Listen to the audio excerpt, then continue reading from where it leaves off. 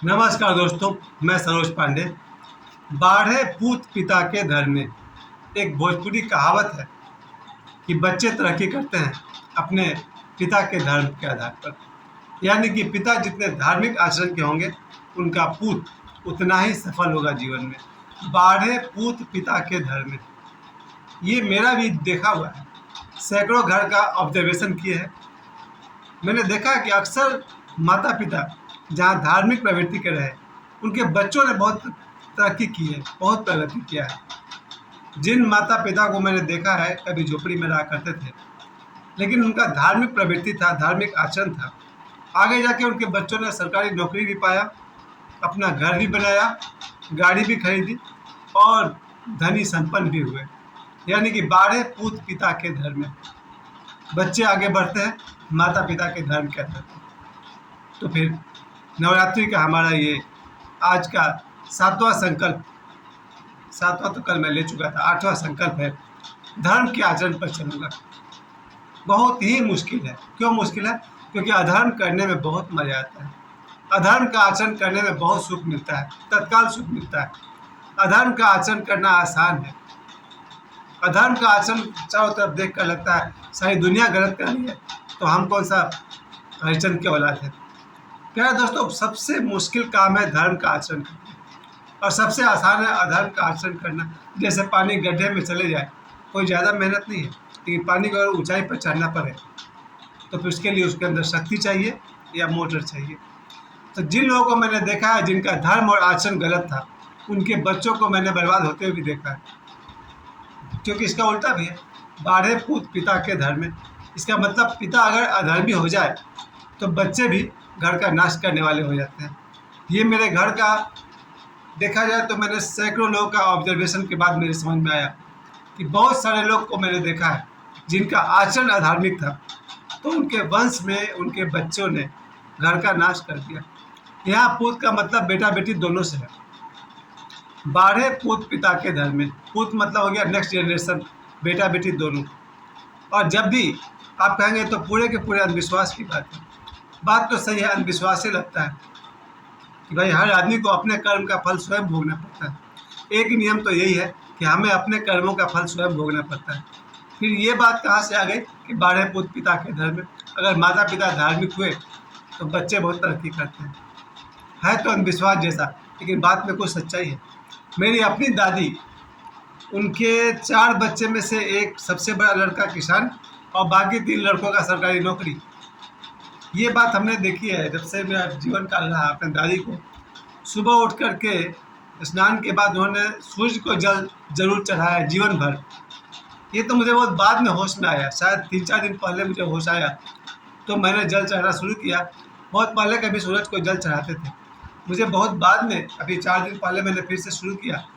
मुझे पता चला कि सूर्य देव को अर्घ देने से, सूर्य देव को जल दिखाने से आदमी के अंदर कुछ गुणों की बढ़ोतरी होती है। यानी आपके अंदर जो सूर्य का अंश है, ज्योतिष में कहा जाए जो सूर्य का उंगली है, ये रिंग फिंगर, इसके नीचे का स्थान जो है वो सूर्य का है, इसका प्रोग्रेस होता है। आप देखेंगे मेरा सूर्य बिल्कुल दबा हुआ है। तो मैंने 4 दिन पहले शुरू किया था सूर्य को जल चढ़ाना, लेकिन ये काम मेरी दादी जीवन पर्यंत करते रही, यानी आजीवन करती रही। दादाजी को तो मैंने देखा नहीं है, लेकिन मैंने अपने दादी को देखा है। मेरी दादी जीवन भर सुबह स्नान के बाद सूर्य भगवान को जल चढ़ाती रही। तो मैंने देखा उनके 4 बच्चों में से 3 बच्चे सरकारी नौकरी में थे और जो सबसे बड़ा लड़का वो किसान था, एक सफलतम किसान था, जिसने इन तीनों भाई के अनुपस्थिति में घर को मजबूत किया, नए नए ज़मीन खरीदे, जायदाद बढ़ाया, संपत्ति की बढ़ोतरी की। यानी जहाँ तक बाप दादा छोड़ गए थे उससे ज़्यादा संपत्ति अर्जित किया। यानी उनके सभी बच्चे सफल रहे। यहाँ मुझे बात दिखाई पड़ती है कि दादी का धार्मिक आचरण उनके बाद वालों के काम आया। यही बात मैं सीधे अपने ऊपर भी देखता हूँ। मैं ये नहीं कह रहा हूँ कि माँ बाप जितना धार्मिक होंगे उसी हिसाब से मैंने प्रगति किया। मैं यहाँ ये कह रहा हूँ कि अगर मेरा आचरण धार्मिक रहा तो मेरे बच्चे जरूर आगे बढ़ेंगे। ये मेरा आज के 8वां दिन महागौरी, दुर्गा नवरात्रि का आज 8वां दिन है, महागौरी का दिन है। आज मुझे ये बात समझ में आती है कि उसी प्रकार अगर मेरा आचरण धार्मिक रहा तो मेरे बच्चे भी आगे तरक्की करेंगे। संकल्प ये होगा कि धार्मिक आचरण करूँगा, लेकिन बहुत मुश्किल है। अपने इस हमेशा मैं कहता हूँ, इस आधा सेंचुरी जीवन का मेरा बीत चुका है। अधार्मिक आचरण बहुत आसान लगा, हालांकि उसका मैंने बहुत कष्ट भोगे। मैंने मतलब सारी दुनिया ने। अधार्मिक आचरण वाले को कष्ट तो भोगना ही पड़ता है एज ए पनिशमेंट। शनिदेव तो छोड़ेंगे नहीं। और धार्मिक आचरण अति कठिन है, लेकिन फिर भी जिन्होंने इस अति कठिन व्रत धार्मिक आचरण को पालन किया, उनके बाद वाले जनरेशन को मैंने आगे बढ़ते देखा है। इसलिए मेरी सबसे बड़ी इच्छा है कि जो लोग भी मेरे इस वीडियो को देख रहे हैं, इस बात को याद रखें, बाढ़े पूत पिता के धर्म में। अगर माता पिता धार्मिक रहेंगे तो बच्चे आगे बढ़ेंगे। आज 2024 में बहुत मुश्किल है धर्म के आचरण पर चलना। लोग तो यहाँ तक कहते हैं घोर कलयुग आ गया है। आज से 20 साल पहले भी कहते थे घोर कलयुग आ गया, लेकिन मुझे भी कहना पड़ेगा 2024 में कि घोर कलयुग आ गया है। राजनीतिक रूप से धर्म और धर्म के बीच इतना बड़ा बड़ा युद्ध चल रहा है कि हर आदमी को उसमें हिस्सा लेना है। राजनीतिक रूप से आप धार्मिक नहीं हो सकते, बहुत मुश्किल है, क्योंकि धर्म कुछ और होता है, संप्रदाय कुछ और होता है, आडंबर कुछ और होता है। कैसे हम धर्म का पालन करें, ये आपका निजी खोज पर डिपेंड करता है। और अधार्मिक होना बहुत आसान है। चोरी, बेईमानी, व्यभिचार, जितना तरह का अपराध कौन नहीं जानता है, सबको पता है अधर्म क्या है। अधर्म के राह पर चलना बहुत आसान है और धर्म के राह पर चलना बहुत कठिन है। मेरे लिए भी आसान नहीं रहा है, बहुत मुश्किल है। लेकिन नवरात्रि में संकल्प भी मैंने किया तो ऐसा ही संकल्प किया। मैंने कल आपसे बात की थी कि जनेऊ हाथ में लेकर सौगंध नहीं खाऊंगा। मेरे जीवन का अगर कोई सर्वश्रेष्ठ वीडियो मुझे कोई लगा तो कल रात जो मैंने कहा था कि जनेऊ को हाथ में लेकर सौगंध नहीं खाऊंगा, क्योंकि जनेऊ एक तरह से देखा जाए तो इस धरती पर ब्रह्मास्त्र के समान है। और आज मेरा संकल्प है जीवन में धर्म की वृद्धि करूंगा। मैंने देखा है जिन माताओं ने और पिताओं ने अधर्म का आचरण किया, उनका बाद में कुल वंश खत्म हो गया, बर्बाद हो गया।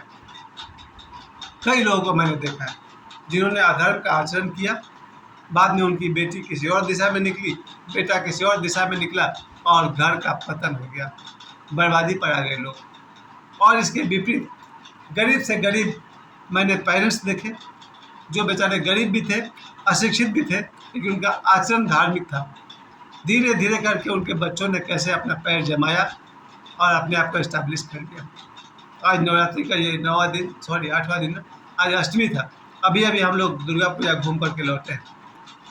आज मिश्रा बुक स्टोर उन्होंने अपना नया ब्रांच भी खोल लिया। एक मिश्रा जी का बुक स्टोर मार्केट के अंदर था, आज मेन रोड पर उन्होंने एक और बुक स्टोर खोल लिया।